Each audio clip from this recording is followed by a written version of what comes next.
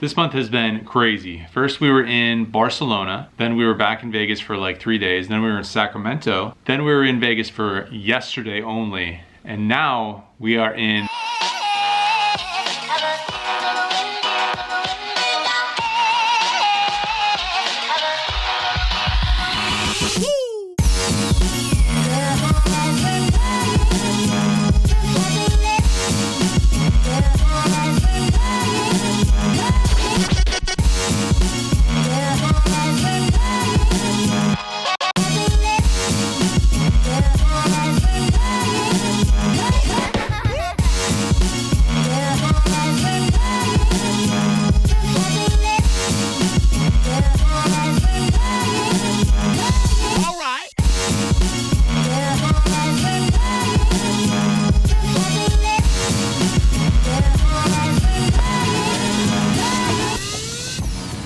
Montreal.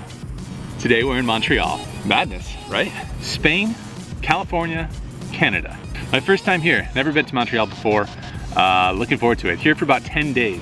Gonna be awesome. There's the Party Poker North America, Party Poker Millions North America, Party Poker Millions North America happening now through the next 10 or 11 days or something like that. These events that Party Poker has been putting on, pretty awesome.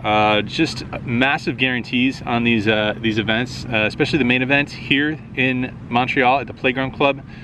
5,000 Canadian dollar buy-in, 10 million guaranteed prize pool. Not sure if I'm going to be hopping into that one. Am going to be playing a 1K event as per usual towards the end of this stay here in Montreal. I think there's a 1 million guarantee on that event, but even more special than that, today's a very special day. I feel like I say that often on this vlog. What's the special moment this time? First international meetup game. We're doing it, guys. We are bringing the meetup game to Montreal tonight. This is happening. I'm about to hop in an Uber, actually, make my way over to the Playground Club. Obviously never been there since I've never been to Montreal, but heard so many good things about the Playground Club. Apparently there's free food along with the free drinks. So yeah, let's do this. We're gonna head over there. Brad Owen is gonna meet me there. Gonna take you guys, show you around Montreal a little bit, but for tonight, it's cards, it's poker, it's meetup game time, 2-5 or 5-5, not sure exactly. There's some logistics to figure out still. It's a work in progress. Not sure how this is gonna work out really, but we're gonna figure something out. Let's go.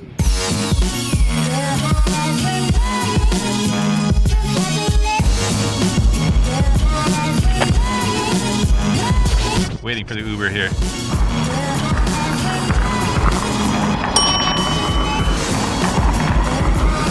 Hey Sam, mind if I run up front? Yes, sure, sir.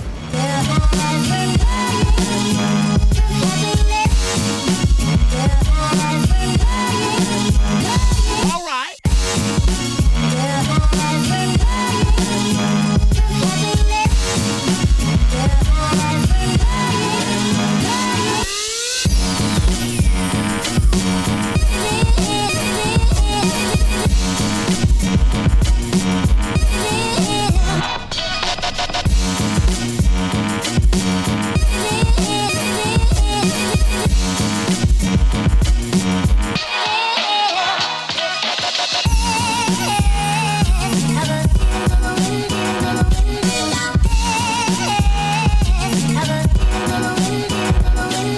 Meetup game underway. 5-5, 2 tables, $1,000 max buy-in. Semi-hectic. So many people here for the Party Poker event. Really happy that they sorted us out with 2 tables in such a hectic environment. But we're hopping in. Let's get in there. Let's play some poker hand. Literally, box is at 10%. All right, fellow gamblers, coming at you with a voiceover from my hotel room here downtown Montreal. First hand, poker underway here. There's 1 limp. I looked on 8-6 of diamonds, and it's a super playable hand in my opinion, so I'm going to go ahead and raise it up to $20. That's 20 Canadian dollars. The button and the limp are called, so 3 ways to a flop, which comes 3 deuce-deuce with 2 diamonds. The limper checks it over to me, and seems like a pretty standard bet here with a flush draw and 2 overcards, so I make it 35 to go. Both players fold, so pretty good result here with the 8 high. I'm going to take this one down. Nice.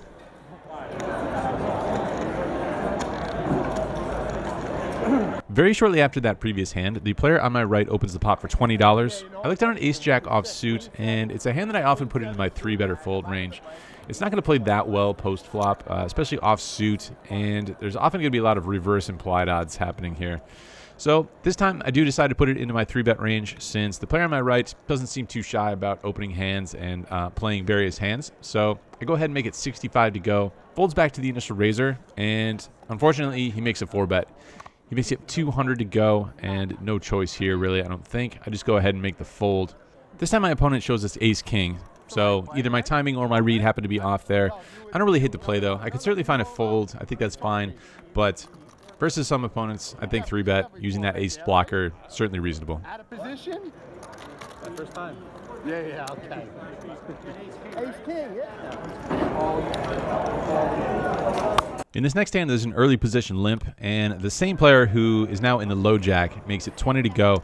I look down at pocket tens, and again, I think I could 3-bet here since the raise comes from somewhat late position, but I decided flat because I really would hate to 3-bet fold pocket tens. That would be much worse, I think, than 3-bet folding ace-jack offsuit. So I decided flat and see what happens this time. The button and the limper call. So we're going 4 ways to a flop, which comes Jack 8-5 rainbow. The limper checks and the initial raiser checks. Seems okay to put out a bet here, to try and deny some equity from ace-king, ace-queen, all those overcard holdings. But I decided to check it since we have a middling pair and the action checks all the way through. Turns an offsuit deuce. The limper checks. This time the low jack bets $55. Tens are definitely too strong to fold here for 1 bet. So I go ahead and make the call, and the limper calls as well. River is a favorable one for our hand. It's a 10. This time my opponent bets $125. Even though there's a couple straights available now, 7-9 and queen-9 both make a straight. Not sure I can just give that kind of credit to the low jack, especially since he raised this hand. Not sure how often he would do that with queen-9 and 7-9. So it seems like a pretty clear spot to go for some more value here and put in a raise. That's what I do. I raise it up to $310. My opponent doesn't think for any time whatsoever and tosses in the call. I go ahead and show, and we get shown pocket jacks. My opponent flops top set in this situation, so interesting. I think we're definitely going to have to lose some money the way this hand went down. Don't see anybody folding pre-flop. Once he slow plays the flop, definitely going to have to call the turn. And there it is, 10 on the river. Not too much we can do there to avoid getting whacked a little bit in this hand. Nice hand, Dave from New Jersey. He was wearing a favorable hoodie. I was only wearing a favorable hat in this hand. I was clearly outmatched. Didn't have too much of a shot here. All right, next interesting hand here. There's an early position player who makes it 20 to go. There's 2 calls, and I look down at pocket sevens. Happy to call here. However, the button has other ideas, and he makes it 90 to go. Puts in that 3-bet. Folds back to me, and it's a little bit of a decision. The immediate odds and the stack sizes, they seem okay. They seem like it's fine to make this call here. I think we're about $1,000 effective. I think generally aiming for a 10x the raise size with a hand that you're looking to set mine with, that seems like the ideal number to shoot for. There's a couple factors working against us, though. When this player puts in the 3-bet on the button after all of these calls in between the initial raiser, there seems to be a higher likelihood that he's putting in the squeeze play. So when we do flop a set in those situations and he's not weighted that strong, it's less likely that we're going to get paid off big when we do flop a set. We're also out of position here, which just always makes things generally a little bit tougher. So I don't really love the situation. I do go ahead and make the call in the moment, which I don't think is the greatest of ideas. But I make the call, and we're off to a flop. So the flop comes down at 10-8-5 with 2 spades. I check it, and my opponent bets $115. This is another problem with calling with these types of hands. There's going to be so many flops where we just don't know where we're at. Sure, my opponent could be squeezing pre-flop a lot of times, and he's also going to have some premium hands some other percentage of the time. So when there's an overcard or 2, which there almost always will be on these flops with pocket sevens, it's really tough to know where we're at. But since he could be squeezing so often here, pocket sevens on a low to medium board seems a little bit too good to fold to 1 bet. So I go ahead and make the call.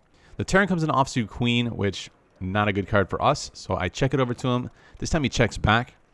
River card is an offsuit king. So could not have run out much worse for us. I check it over to him again, and he checks it back this time. But I say to him, I don't see how I can win this hand. And when I show him the pocket sevens, Story checks out. He shows us ace-10 offsuit. So he was putting in that squeeze play. I got a little bit stubborn there pre-flop and just assumed that he was squeezing a pretty high, decent percentage of the time. I don't like to give up so easily and just let an opponent take the pot down in a somewhat high-frequency squeeze situation. But sometimes I think it might serve me a little bit better if I were to just let it go. Something's not really going my way in this meetup game thus far, which, as of recent history, not too much different. Anyway, in this hand, there's a middle position open to 20. I look down at queen jack of diamonds, happy to call here, and the button makes the call as well. So 3 ways to a flop, which comes 6-4-4 with 2 diamonds. Middle position player checks, and very similar to the first hand that we went over. Definitely want to put in a bet here. 2 overcards plus flush draw. So I make it 35 to go. The button folds, and the initial raiser makes the call. The turn is the king of diamonds. Looks like a great card for us. We make the flush on the turn and can connect with a lot of the initial raisers. Floats, such as ace-king. Definitely want to get some value here as well as charge some single diamond holdings. So I make it 75 to go. My opponent calls again, so we're off to the river card, which comes a brick. He checks it over to me, and I'm definitely going to go for some value here. Pretty straightforward value betting situation. He can't really beat any value hands that I would take this line with. He can only beat bluffs. I would never be betting a 6 here on the river. I would never be betting a middle pair that was an overpair on the flop. So there aren't really too many hands that he can beat here. He can beat a hand like 5-7 that might have flopped a straight draw. Not really too sure what else. So I don't think I need to go too big here. I bet $140. My opponent doesn't think for too long, shows us the ace of diamonds, and lets it go. Not too bad of a result there. We get 2 streets of value with our queen high flush. All right, one more hand to check out here in this Canadian meetup game at the Playground Club. This hand, the straddle is on. We're winding down here. There's a late position open at 25, and I am in the small blind looking down at pocket jacks. Pretty standard 3-bet situation here. I go ahead and make it 90 to go. Anytime there's a late position open and we have the 4th best hand ever created, anytime we have pocket jacks in the small blind versus the late position open, I'm probably going to be looking to 3-bet it. So that's what I do. I make it 90 to go. The big blind, however, has other ideas, and he makes it 225 to go. It folds back to me, and I have a little under $1,000 total effective in my stack. From what I've seen so far, my opponent in the big blind is a thinking player. I think he's pretty well aware of the fact that there's a late position open, and I'm putting in the 3-bet from the small blind. I could be taking advantage of the late position open and trying to take it down. So I don't think my opponent here in the big blind always has to have a super premium hand. Seeing as this is a straddled pot and I have less than $1,000, maybe somewhere between $950 and $1,000, it's only 100 big blinds effective when there's a straddle on. I just can't really see myself getting away from this hand, even though we're definitely going to be crushed sometimes, and we're going to be flipping some other pretty decent percentage of the time as well. So that's not a great situation. However, my opponent could also have some hands where he's putting in the 4-bet and he's going to find a fold. Maybe a hand like ace-jack, ace-10, ace-queen, maybe something like that where he's using that ace blocker again. Maybe even a hand like ace-5 suited, ace-4 suited. All reasonable holdings to put in a 4-bet bluff from the big blind versus the 3-bet from the small blind against the hijack open. So that's all the things that are going through my head when I decide to go ahead and jam it in there. $970 into the middle. My opponent goes into the tank.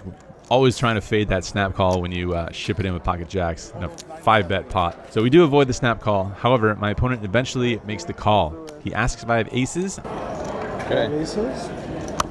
I say, no, I do not. A little worried he has kings.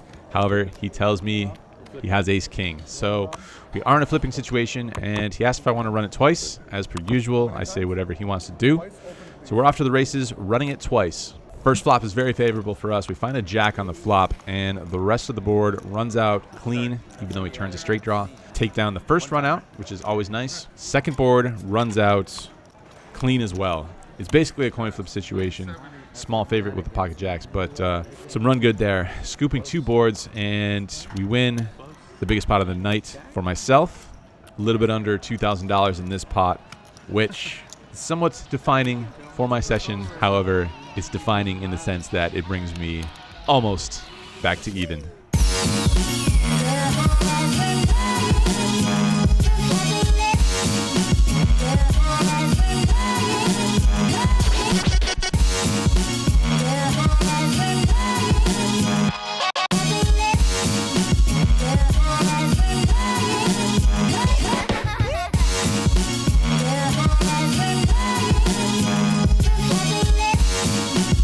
All right guys, it is about that time.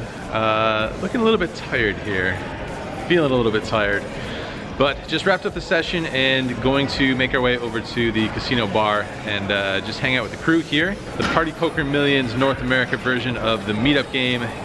Our very first international meetup game is a wrap, at least as far as the poker goes. Big shout out to Playground Club here for hooking us up with 2 tables. Called it a semi-private game or whatever, but that was really cool. They were very accommodating, and shout out to Party Poker for the rest of it. All right, let's go. Let's go to the bar. Let's grab a beer.